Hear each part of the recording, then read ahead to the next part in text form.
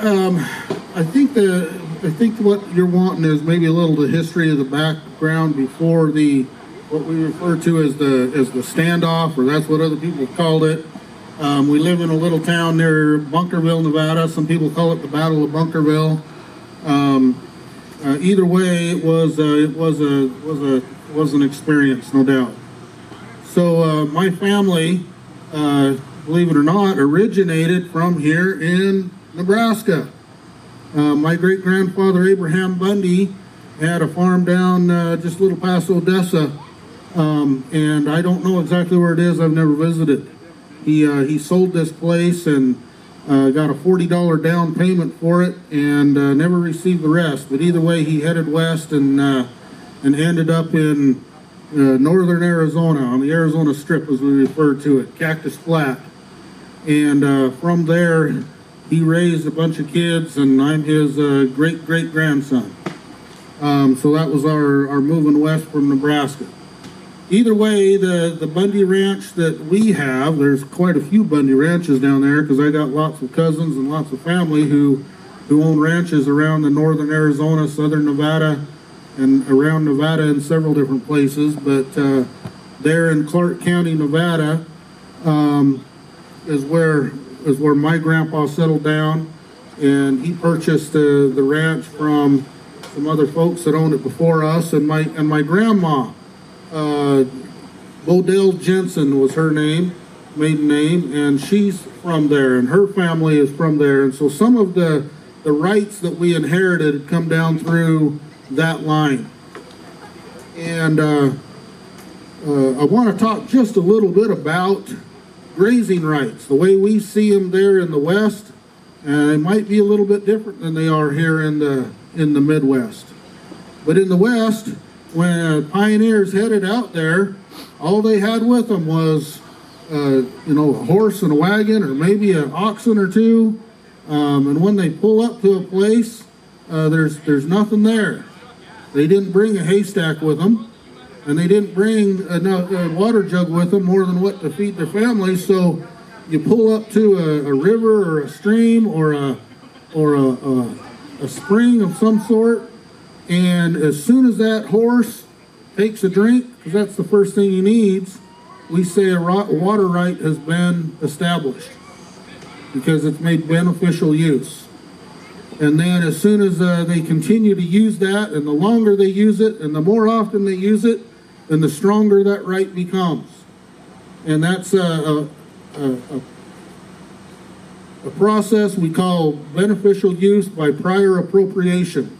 And so that's how the rights in the West were established.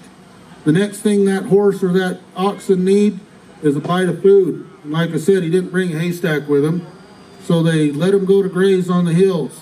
And as soon as he takes a bite of food, a grazing right has been established. And the longer he uses it, and the more often he uses it, then the stronger that right becomes.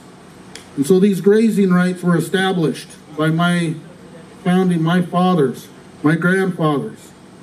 And it's been continually used on down until now. I'm using those rights. And we've used those rights, and we've made a living by running cattle. And yeah, we've made a living, subsidized it a bit with a bunch of other stuff. Even today, I do some construction. I got a few other endeavors, but we still have cattle out there, and they still provide for us. And so these rights were established. And I need to talk just a little bit about state sovereignty and what a state is. Because I think in America, oftentimes we forget what a state is or is supposed to be. When our founding fathers fought a war for their independence here, they established 13 separate sovereign independent states. They were no longer colonies, no longer subjects, no longer just a subdivision of the British government. We became sovereign, 13 sovereign, individual, separate states. And they felt the need to join together. You've seen the flag where it has the snake in the 13 parts and it says, join or die. That's a reference to, hey, we've got to make a union. And we know how history went, and eventually there was a constitutional convention and a union was formed that we know today as the United States of America. But what I think too often people forget is that this is not one country. This is not one state. This is not one nation. This is 50 separate, sovereign, individual nations. 50 several, separate and sovereign individual states. And that state sovereignty is important because it's in that state sovereignty where our rights are supposed to be protected. Government on any level, doesn't matter what level it is, whether it's county, state, federal, they only have one purpose for existence, and that is to aid the individual in claiming, using, and defending their rights. And so that brings us back to these rights that we established. I mean, we're all born with a certain inalienable rights. We hear about inalienable rights. An inalienable right is something that we're born with. We have the right to live. We have the right to our liberty. We have the right to our pursuit of happiness. And when you get to the pursuit of happiness, those rights explode into more rights than can be numbered, more rights than can be named. And amongst those are these rights that we have that help us live. The rights to our property, the rights to earn a living. And in our case, it's these grazing rights and water rights. Now, our founding fathers established these sovereign states, and it's important to understand the characteristics of a state. And I often ask people, I say, after the Revolutionary War, how much land did Great Britain retain in each state? You got an answer? Zero. Okay, and who did that land belong to then? Belong to the people of the state. So that there is one of the characteristics of a state, is that 100% of the land belongs to the people of that state, either privately, or if you say public land, it means that it belongs, to the public of that state, not another state. There's no such thing as public federal land. Okay? There's no such thing as federal land in the Constitution, except for exceptional purposes, which are outlined in Article 1, Section 8, Clause 17. Public land means that it belongs to the state, and it really doesn't belong to the state. It still belongs to the people, just that the state takes care of it. Okay, so our founding fathers established that there would be some new states that would come in. After the Revolutionary War, there was some land east of the original states, became known as the Northwest Territories. And this land was to be formed into new states. Under the Articles of Confederation, it was established that that was the purpose for this, and now under the Constitution that held true. In the Federalist Papers, there was some discussion and there was some concern amongst the founders that these new states might become larger or more powerful, and that they might take over or somehow be in opposition to the original 13 states. And so there was some argument made saying, oh, well, these new states, they've got to be subservient. They got to be lesser than. They can't be equal to. And then others argued, no, if they're not equal in every way, then they either will not join the Union or they will quickly revolt from it. So it became established that every new state enter the Union upon equal footing with the original 13. Equal footing. Okay? Well, equal footing to what? Equal footing to the characteristics of a state. And one of those characteristics is that all of the land belonged to the state and her people. And there was no provision in the Constitution for large tracts of land to be owned by the federal government. The only provision is Article 1, Section 8, Clause 17, which first of all establishes the Washington, D.C., the seat of government. And in there it says that Congress shall have unlimited and plenary power to make all the needful rules and regulations. It basically says that they have complete jurisdiction. Not jurisdiction, I'm talking legislative authority. Okay, they're the only ones that can make the rules there. In other words, it doesn't belong to the state anymore. And then it says they can have like authority over such places purchased by the consent of a state for the erection of forts, magazines, arsenals, dockyards, and other needful buildings. Okay, so in other words, our founding fathers established the Constitution and gave Congress some duties. Duties to protect this country, duties to defend this country. Most of those were military duties. And our founding fathers knew that they needed a little bit of land to be able to carry out those duties. They did not want a government that owned large tracts of land to become a government like the one they just had to fight, like the King of England and Great Britain, who claimed all the land or claimed all the authority. That's what they just fought against, and they didn't want to recreate another monster like they just had to beat. And so, in creating this new government, they give it powers to do some things and just limited its ability to just get them done. Just give them just enough to get it done. And so, yeah, we allowed Congress to petition a state to erect forts, magazines, arsenals, dockyards, and other needful buildings. And other needful buildings might be a little bit open-ended. It includes courthouses and a few things like that, post offices, but that's about it.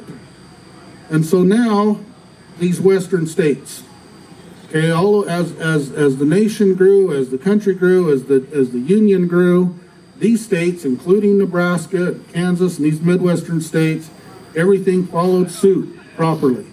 Wherein when a new state entered the union, all of the land belongs to the state and their people. But when we got to the west, where it's so dry, there wasn't enough people and there wasn't enough water to cover all of the land. And so a lot of it went not privatized. And so nowadays the federal government seems that they can claim that, but there's no constitutional provision for that. And so our argument had always been that this land does not belong, I'm talking the land where I live, does not belong to the federal government.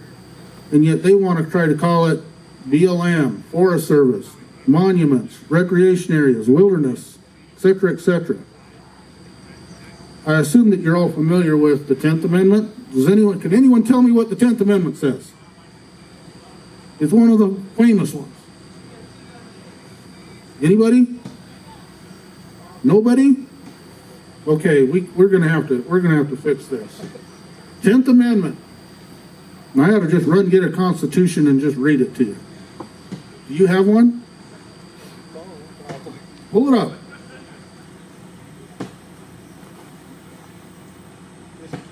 All right. Well, he's looking up the 10th Amendment. And the 10th Amendment is, to me, one of the most important of all. I know we talk about the first, we talk about the second, and the fourth and the fifth and the sixth that grant, that protect some of our rights. And quite frankly, I really like the 9th too. But the 10th is really the best.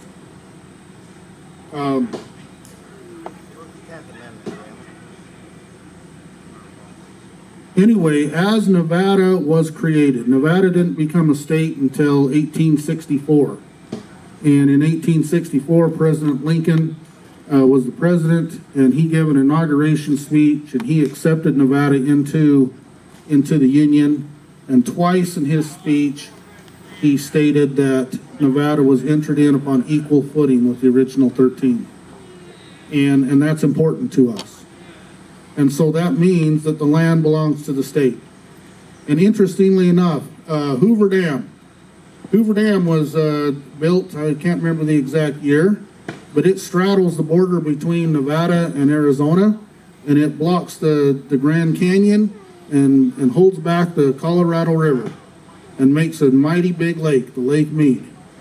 And that dam, the half of it that was built on the Nevada side, we have record where the government, believe it or not, followed the Constitution, petitioned the state legislature to purchase that land, and did so according to the Constitution. And, you say, well, Hoover Dam, okay, what is that? Well, you know, it might be considered under one of those needful buildings. I'm not, you know, it's not a post office, it's not a courthouse. You got that 10th Amendment here? Sure does. All right. It says, the powers not delegated to the United States by the Constitution nor prohibited by it to the states are reserved to the states respectively or to the people. Did that make perfect sense to anybody yet? Let me read it again. Powers not delegated to the United States by the Constitution are reserved to the states respectively or to the people. All right, that means that any power that Congress has, it was delegated to them. Government does not have power or authority in and of itself. Government only derives its power from the people, and we have to give it to them. And the 10th Amendment saying that if we didn't give it to them, and by the way, the object or the way that we give it to them is through the Constitution. If we did not give it to them by and through the Constitution, then those powers are reserved to us, the people and the states. Okay? That's a big limitation. So then when you think about Congress, and there's a bill before Congress, and this bill is talking about or trying to create a law for one thing or another, you've got to reflect and say, okay, does that bill pursue something in the Constitution? Is that bill, do they derive power from the Constitution? And if so, where is it? If it's not in the Constitution, then they don't have the power to do it. And so now when we come back to like these rights and about land ownership, and when they want to claim that they own great large tracts of land, where in the Constitution? Please show me.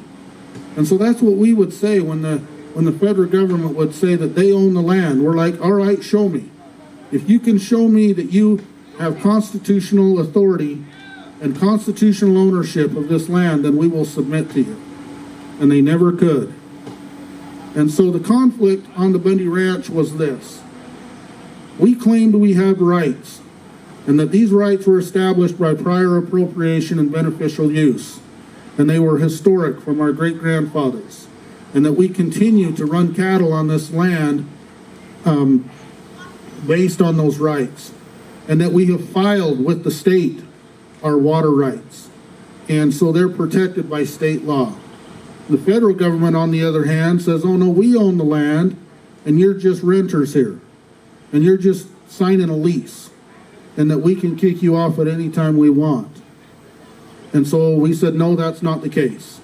Now, early in 1890, 1892, 1893, we let the government know that we were no longer signing their contracts. We were no longer under obligation with them.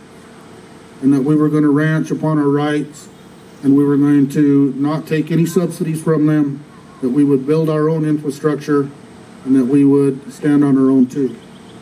And from 1992, we were already in conflict with them prior to that, but that was when we made it official.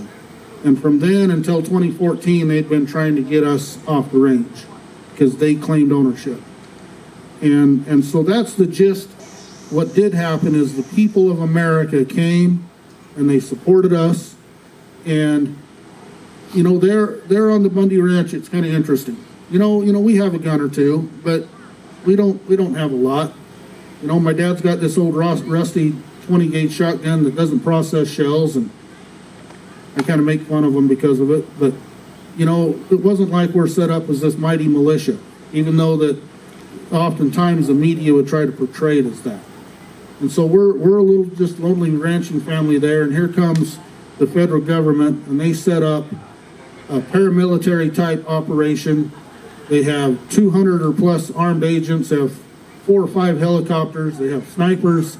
They have communications. They got all kinds of vehicles, and they're gonna take this little ranching family out. And quite frankly, we didn't know what to do. My dad told us boys, he says, don't do anything. He goes, you know, just give them time. They haven't hurt us yet. In other words, they haven't taken any of our cows. They haven't hurt us yet. He goes, they'll dig their own grave. And sure enough, they did. Before long, you started seeing stuff on the media where they threw my brother into the ground and rubbed his face into the gravel. And then they threw my aunt onto the ground. And, you know, they started, and then that's the other thing. They're liars. We could hear their gunshots and claim that they were shooting our cattle, and they got on the media and said, oh, no, they're not. But, oh, yes, they were. And so they started to make themselves look bad.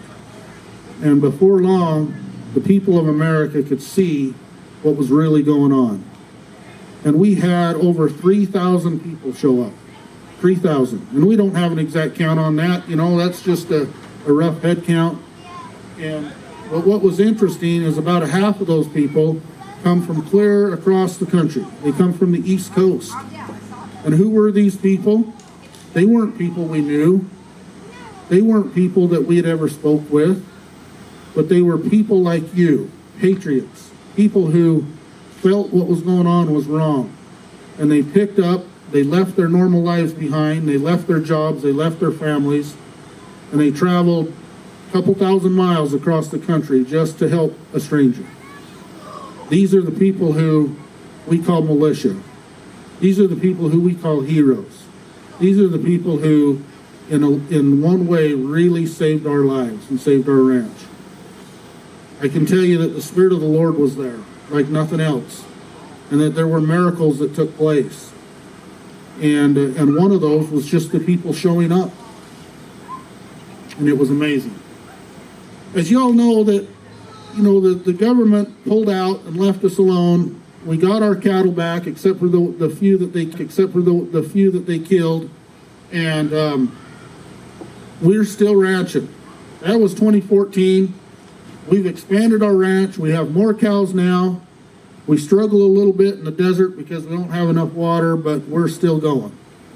And that, in other words, these rights that were established are still here, and they're still being strong. Now, we went to help another ranching family in Oregon. And through that process, we ended up being arrested and spent 2 years incarcerated in jail, went through 2 federal trials, and it left our wives and our children at home without us to support them.